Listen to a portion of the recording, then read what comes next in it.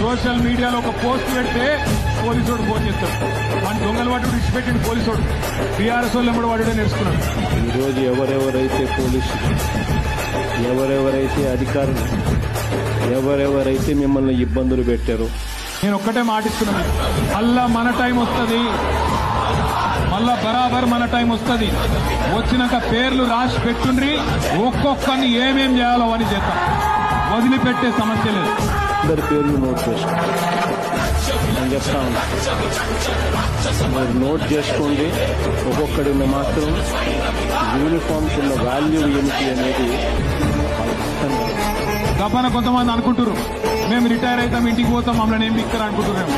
Retire అయి వేరే దేశానికి పోయినా రప్పించి తప్పకుండా అన్ని లెక్కలు సెటిల్ చేస్తాం. హిసాబ్ కితాబ్ మొత్తం.